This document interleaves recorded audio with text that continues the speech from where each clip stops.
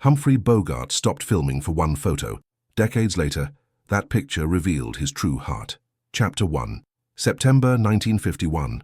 Warner Brothers Studios, Burbank, California. The lights burn hot above stage 12.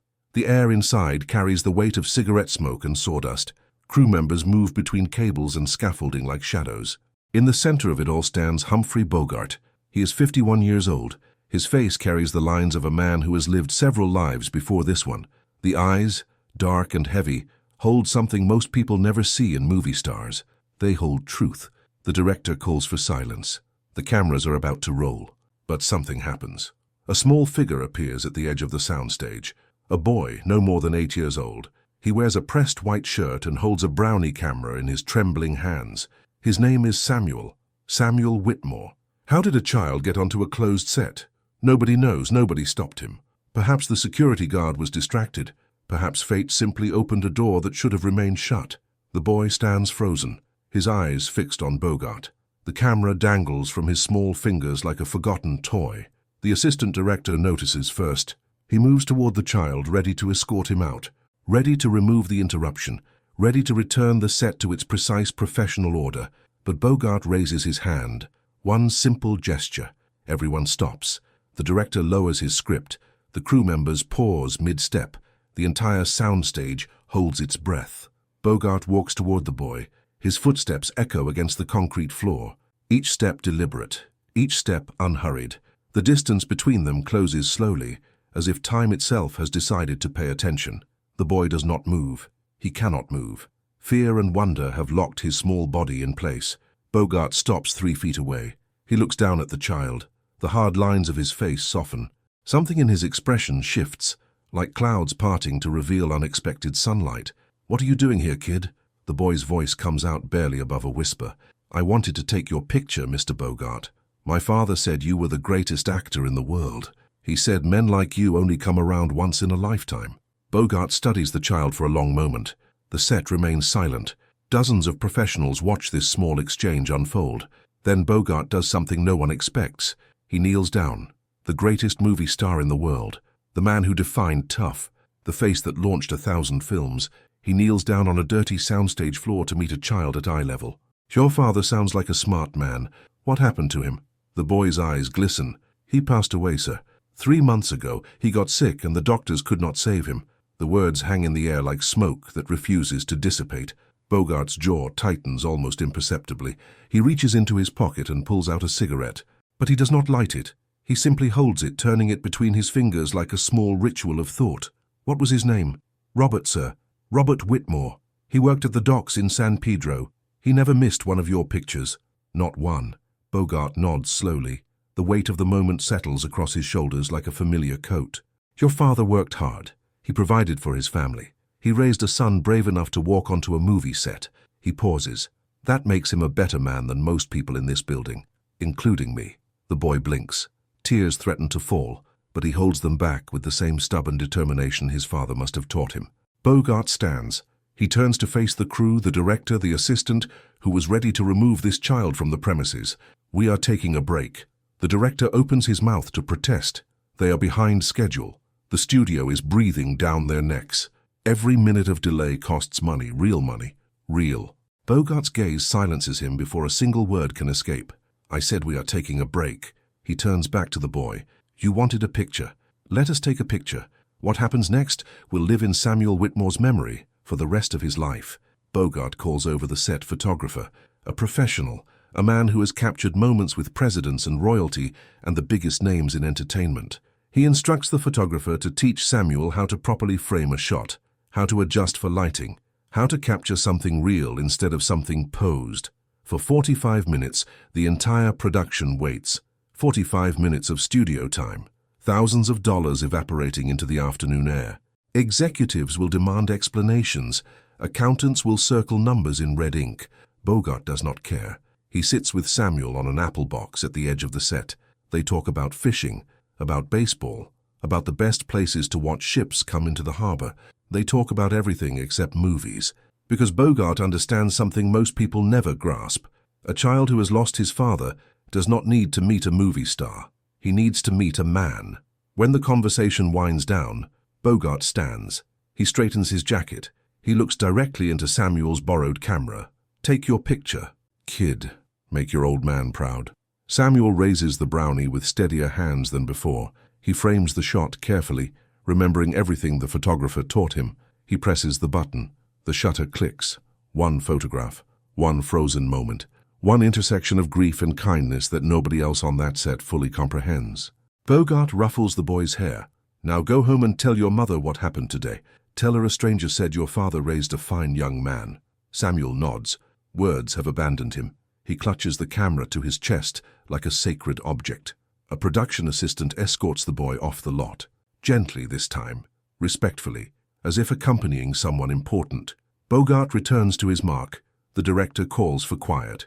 The cameras roll. But something has changed in the air. Something invisible, yet undeniable.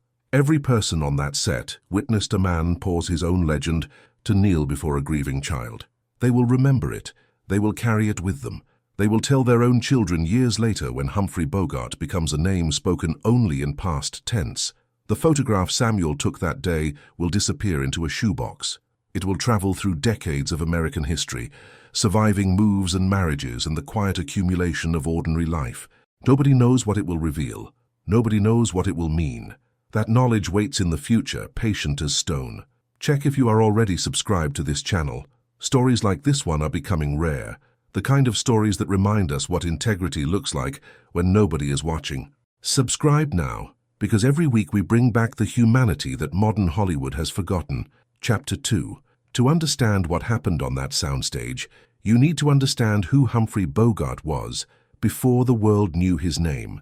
He was born in New York City on Christmas Day, 1899. His father was a surgeon.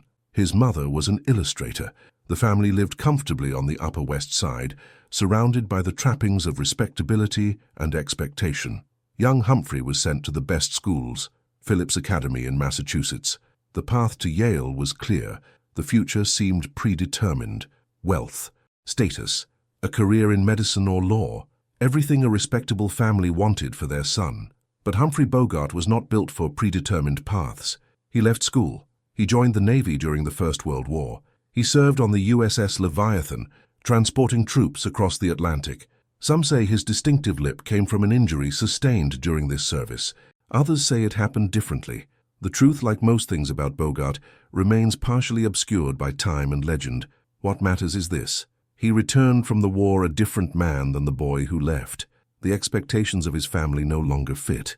The Upper West Side felt like a costume he could not wear. He drifted toward the theater, toward a world his parents considered beneath their station. His father never understood. Belmont DeForest Bogart wanted his son to be a doctor. He wanted respectability. He wanted a legacy built on degrees and professional standing. Instead, he watched his son take bit parts in forgettable plays. He watched him struggle through the 1920s, taking whatever roles came along. The disappointment was never spoken directly. It did not need to be. It lived in silences at family dinners, in the way his father looked past him during conversations, in the growing distance between what was expected and what was chosen. Humphrey Bogart knew what it meant to disappoint a father. He carried that knowledge like a stone in his pocket. It shaped how he moved through the world. It informed his understanding of fathers and sons in ways he rarely discussed. His mother, Maud Humphrey Bogart, was different. She was a successful commercial artist, one of the highest-paid illustrators of her era. She created the original Gerber baby image. Her work appeared in magazines across the country, but success did not translate to warmth. Maud was not a demonstrative woman. Affection did not come naturally to her. Young Humphrey grew up in a home where achievement was expected, but love was rarely expressed. Praise was scarce. Physical affection was almost non-existent. This shaped him too. It made him understand the hunger that lives inside a child who wants approval, the desperate, silent need to be seen and valued by the people who should love you most. When he knelt before Samuel Whitmore on that soundstage in 1951, Humphrey Bogart was not performing charity. He was recognizing something familiar.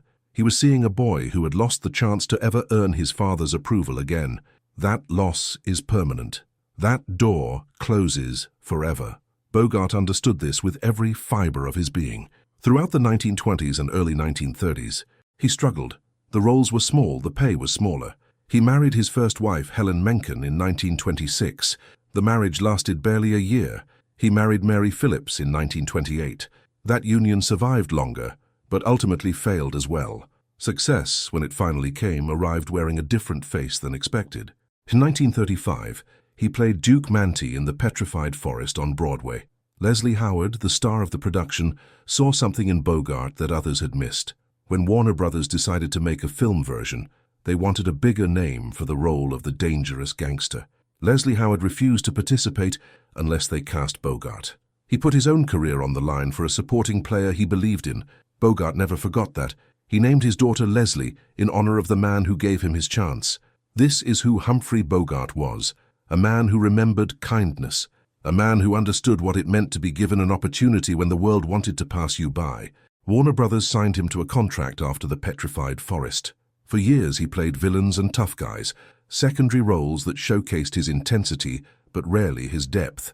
He made film after film, often shooting multiple pictures simultaneously, waiting for the role that would change everything. High Sierra came in 1941.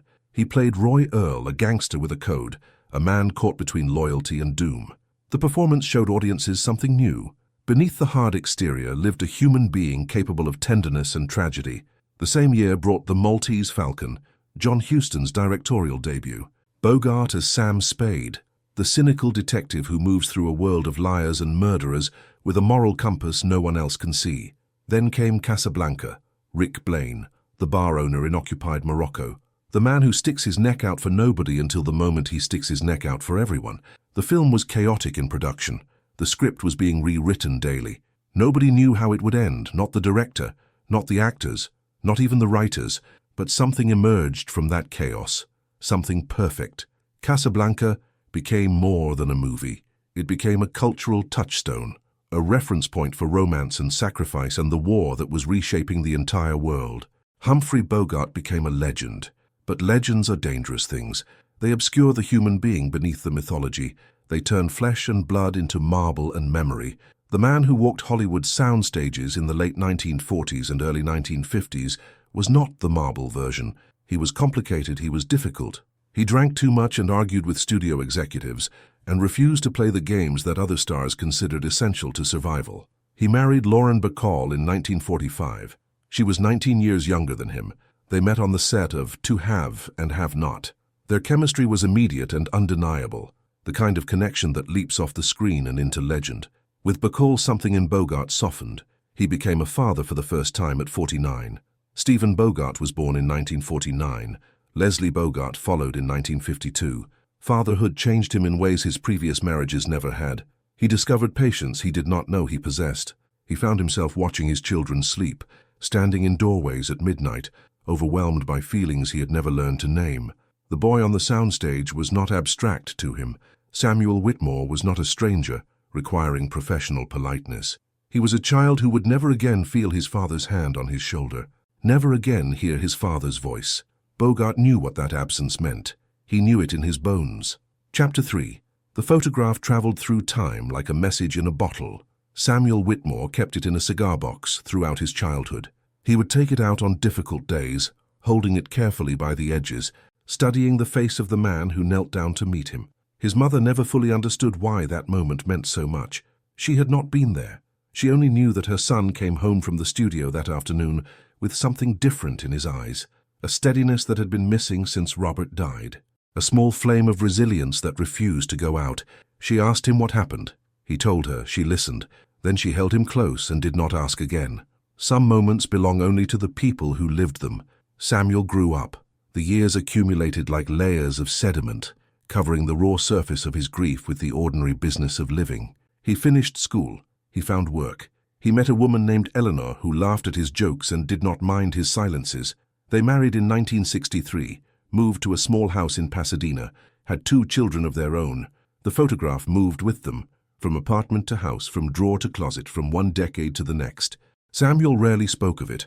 The memory had become precious in a way that made sharing feel like betrayal, as if telling the story too many times would wear it thin, reduce it to anecdote, strip away the sacred weight it carried.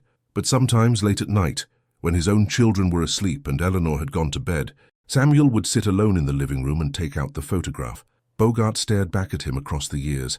The face in the image was not the movie star face. It was softer, more present. The eyes held none of the cynical detachment that defined his screen persona. They held something else entirely. They held attention, full, complete, undivided attention.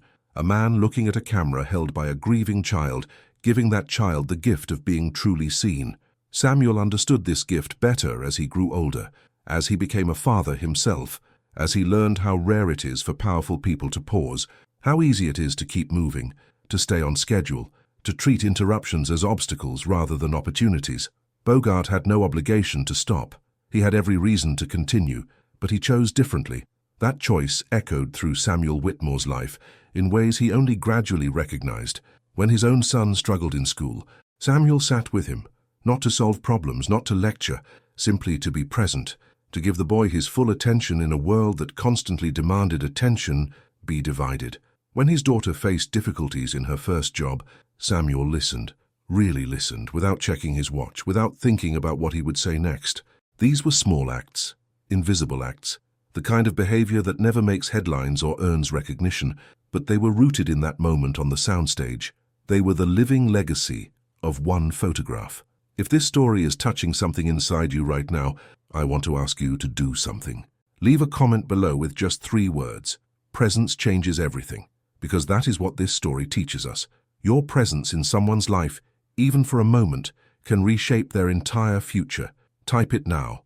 Let me know you understand what this means. In 1957, Humphrey Bogart died. The news spread across the country like a cold wind. Samuel was 24 years old, married less than a year, working his first real job at an accounting firm in downtown Los Angeles. He heard the news on the radio during his lunch break. He sat at his desk and could not move. The weight of it pressed down on him. Not just the loss of a famous actor, the loss of the man who knelt. That afternoon, Samuel left work early. He told his supervisor he was feeling unwell. It was not entirely a lie. He went home and found the cigar box. He took out the photograph and sat with it for a long time. Eleanor found him there when she returned from her own job. She did not ask questions. She simply sat beside him and held his hand. The silence between them was not empty. It was full of something neither could name. Chapter 4. Decades passed. The world changed in ways that would have astonished the people of 1951. Television transformed into a dominant force. Computers emerged and evolved. The studio system that created Humphrey Bogart collapsed and was replaced by something entirely different. Samuel Whitmore retired in 1996. 40 years of accounting. 40 years of numbers and balance sheets and quarterly reports. He had done his job well. He had provided for his family.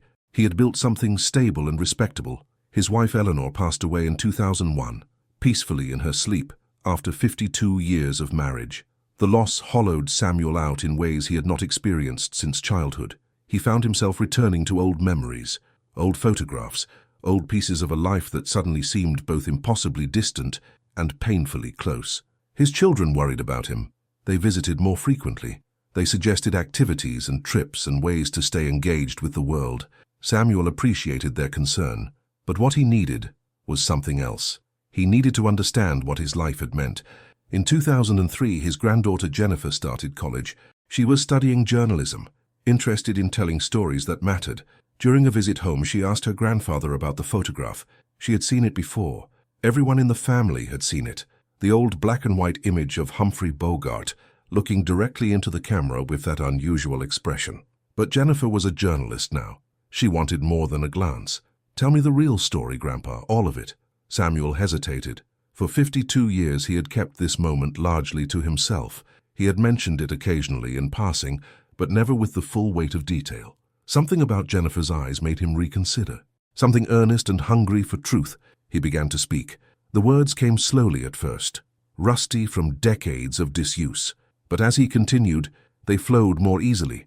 The sounds and smells of that soundstage returned to him. The heat of the lights, the smell of sawdust and cigarettes, the particular quality of silence when an entire crew stops working to watch something unexpected unfold. He described Bogart's face as he knelt down, the way his voice changed when he spoke to a child, the 45 minutes that felt like both an instant and an eternity. Jennifer listened with her whole body. Her pen moved across her notebook, but her eyes never left her grandfather's face. When he finished, the room was quiet for a long time. "Grandpa, this is an incredible story. Have you ever thought about sharing it more widely? Samuel shook his head. Who would care about an old photograph and an old man's memories? Jennifer leaned forward. Everyone, Grandpa. Everyone who has ever wondered if famous people are actually human. Everyone who has ever lost a parent and wished for one more moment of kindness. Everyone who needs to believe that decency still exists in the world. Samuel considered her words. He had never thought of his experience that way. It had always been private, personal, a treasure too precious for public display. But perhaps treasures were meant to be shared. Perhaps that was how they remained alive. In 2005, Jennifer pitched a story to the Los Angeles Times. She had been working there for 2 years, covering small local assignments while waiting for a chance to write something significant. Her editor was skeptical at first. Humphrey Bogart had been dead for nearly 50 years. The golden age of Hollywood felt increasingly remote to modern readers. But Jennifer was persistent.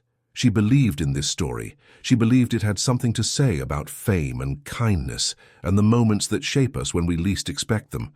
The editor finally agreed to let her pursue it. She began researching. She tracked down production records from Warner Brothers.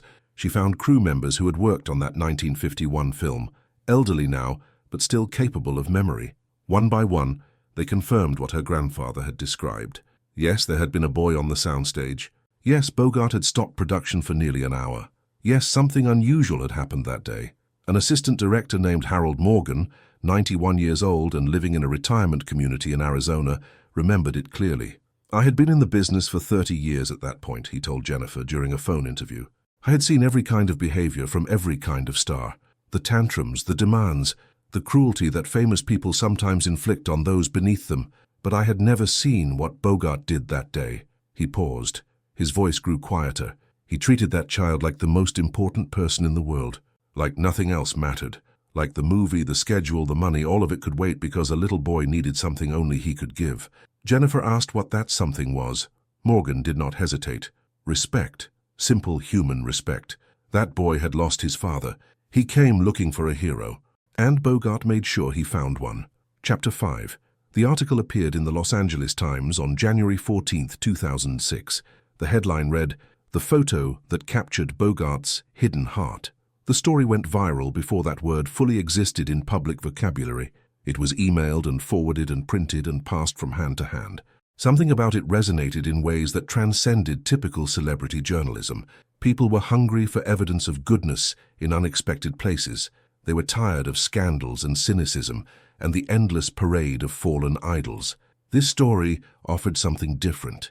It offered proof that a tough guy could be tender, that fame did not automatically corrupt, that a single act of kindness could ripple outward for half a century. Samuel Whitmore received more attention in the weeks following the article than he had received in his entire life. Reporters called. Television producers reached out. Old friends he had not spoken to in decades suddenly wanted to reconnect.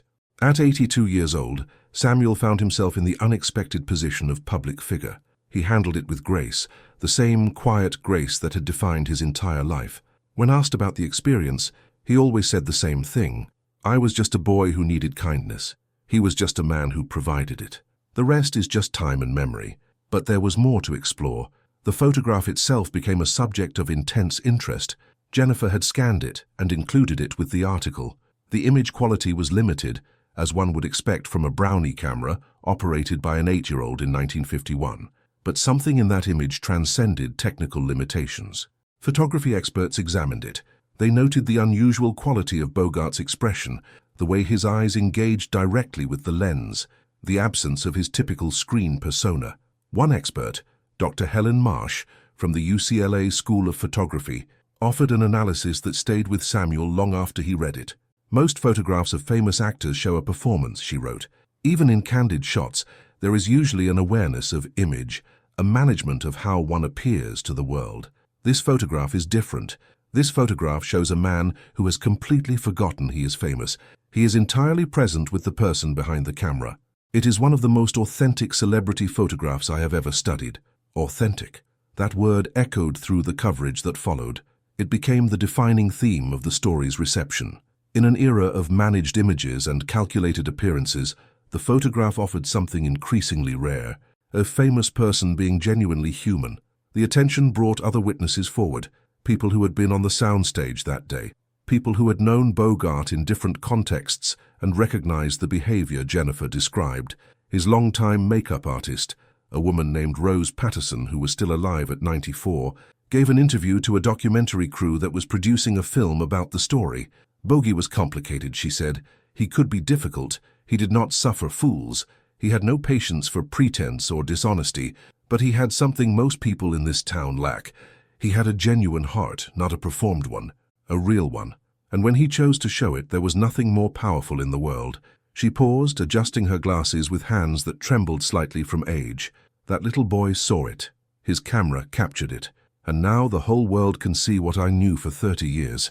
The documentary premiered in 2008. It won a regional Emmy for Best Historical Documentary. Samuel attended the premiere. He sat in a darkened theater in Hollywood and watched his own life become part of the historical record. The experience was surreal. He saw himself interviewed on screen.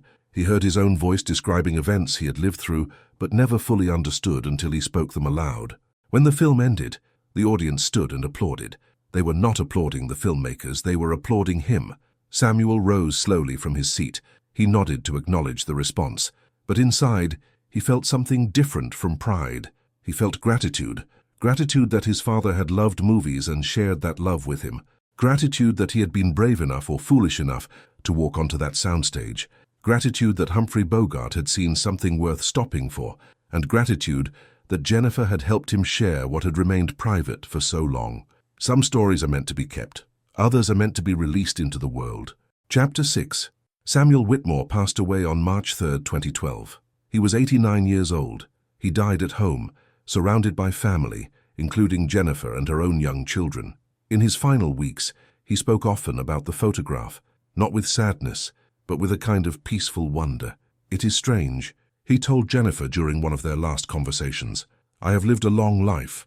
I have had a good career. I raised children who became good people. But when I think about what defined me, what I will be remembered for, it is not anything I achieved. It is something that was given to me, a gift I did nothing to deserve. Jennifer held his hand, the same hand that had once clutched a Brownie camera with trembling fingers. You did deserve it, Grandpa. You were brave enough to ask for what you needed. Most people spend their whole lives afraid to do that. Samuel smiled. Perhaps. But Bogart was brave enough to give it.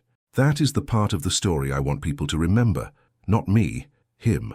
He paused. His breath had grown shallow in recent days. There are not many like him anymore. Men who understand that kindness is not weakness. That stopping for someone smaller than you is the greatest strength there is. Jennifer promised to keep telling the story, to make sure the photograph and its meaning survived another generation. Samuel nodded. He closed his eyes. 3 days later, he was gone. The funeral was small but meaningful. Family and close friends gathered at a church in Pasadena. The service was simple, as Samuel had requested, but one element surprised everyone.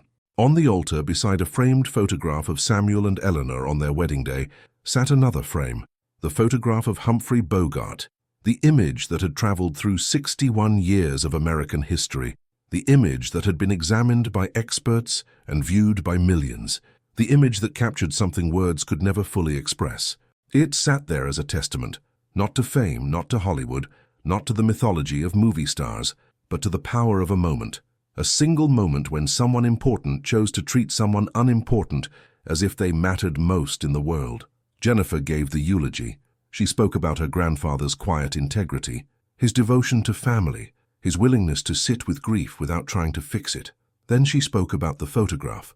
My grandfather did not become famous because he did something extraordinary, she said. He became known because something extraordinary was done to him. Humphrey Bogart gave him a gift that shaped the rest of his life. And my grandfather spent those decades paying it forward, to his children, to his grandchildren, to anyone who needed someone to stop and pay attention. She looked at the congregation. That is the legacy of this photograph. Not celebrity, not nostalgia, but the simple truth that how we treat people matters, that a few minutes of genuine presence can echo for generations. After the service, the family gathered at Samuel's house. Among his possessions, they found letters, dozens of them. Letters from strangers who had read Jennifer's article or watched the documentary. Letters from people whose lives had been touched by the story. One letter stood out.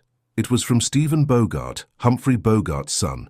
The man born 3 years before Samuel walked onto that soundstage. He had written after the documentary aired, "Dear Mr. Whitmore, I want you to know that your story means more to me than I can adequately express. I was young when my father died, too young to truly know the man behind the legend, too young to have the conversations I wish we could have had, but your story helped me understand something I had always sensed, but never seen confirmed. My father was capable of extraordinary tenderness. He worked hard to hide it. The tough guy image was partly performance, partly armor, but underneath there was a heart that could be moved. You saw that heart, your camera captured it, and you have given me something I can never repay. You have given me my father back in a way I never expected. Thank you for being brave enough to walk onto that soundstage. Thank you for keeping the photograph all these years. And thank you for sharing it with the world." With gratitude, Stephen Bogart Jennifer read the letter aloud to the family. The room fell silent. In that silence, something completed itself. A circle that began in 1951 finally closed. Two sons connected across time by the actions of their fathers. The photograph now hangs in a place of honor. Not in a museum, not in a Hollywood archive, but in Jennifer's home where her own children pass it every day. They know the story, they have heard it many times, but they never tire of hearing it again, because some stories are not about history, they are about what remains possible. They are about the truth that every person we encounter is carrying something we cannot see, that every moment offers a choice, that every act of attention is a form of love. Humphrey Bogart stopped filming for one photo.